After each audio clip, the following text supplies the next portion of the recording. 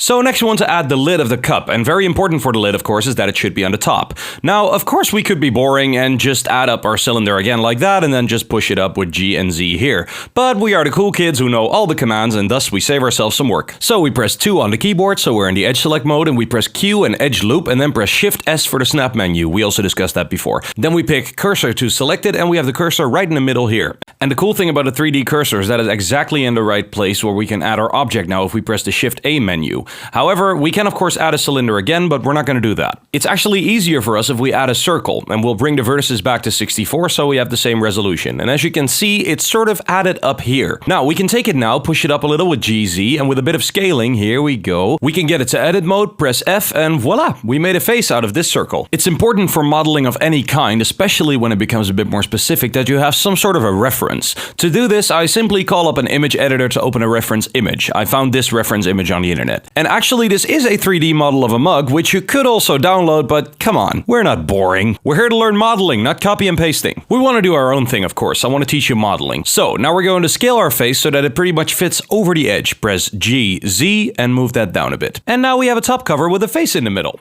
But it's actually a lot easier now to continue working with extrusion, which is why we don't need this face in the middle at all. But we do want to keep the edges so we can continue working with them. Now, if you would press X, you would delete everything, but that's not what we want. So we press X and then we select only faces. And as you can see now, just the face is removed and the outline still stands, which means that all the edges and vertices on the border are preserved. And that means if we now press E here, we can create new faces upwards and downwards with extrusion. And that is exactly what we want. Of course, I did all this on purpose because I wanted to demonstrate that there is an option to just delete the faces. Of course, I haven't forgotten that all this does not make a lot of sense in the first place. Okay, so now we press E to extrude, and we want to extrude the whole thing downwards. That means EZ. Now, as you can see in the example, there's little nubs there, and under those nubs, we have a little dip in the back, so to speak. These are all things that we can easily make. We also have another small area at the bottom, which we can now create very quickly by pressing E again, and then Z again. And then we would be here. Also, it's important to know that completely hard edges are unrealistic, so that means we briefly press E and Z again, and we scale it so that it doesn't necessarily press too much inwards. Maybe move GZ, so a bit E for extrusion, and now S again to make it smaller. I practically didn't move while extruding, I just extrude it. Now, we have that little geometry again below. We do the same as always. We go to the edge selection and then simply press Alt-Z on the keyboard, which in the picture is the so-called X-ray view. This means that we can now select faces that are visible on the front, but also on the back, which is actually not visible from this perspective. And that's very helpful for us at the moment, because now we can see the faces in the back, which normally would be covered in the front. So if we press Alt-Z on the keyboard, the X-ray mode is enabled, and then we can select the 3 edges right here. Awesome! Now we press Q, edge loops, shift space via Control B, and we already got to know everything for the bevel tool that we explained earlier. Okay, be careful, make sure there's no overlap, and bam! Now we can bevel the whole thing.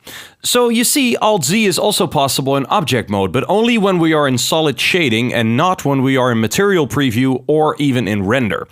And you can see that down here as well. X-ray not available in current mode is what it says.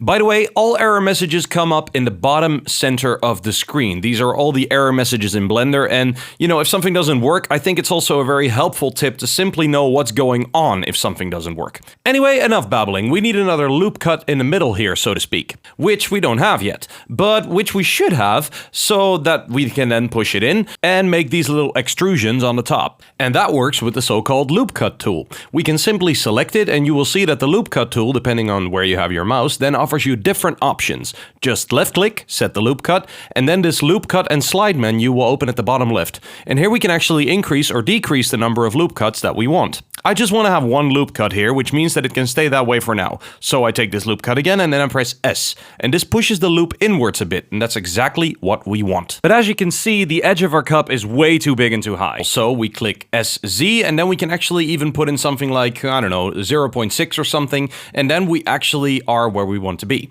Now, of course, we have these little things here, which of course are no fun right now. Now, what we want to create is that the back of the indentations is a bit thicker than the front. For now, we want to subdivide subdivide this edge loop here. So let's break it down into smaller sections again, and that's relatively easy. We just right-click and press subdivide. And then we can see that points are being added. If we want more points, we can just press subdivide again and press subdivide again. The way I'm doing this right now may be a bit unorthodox, but I don't really care. I'm going to move my cursor there now, and now I'm going to select these 3 dots here and press F.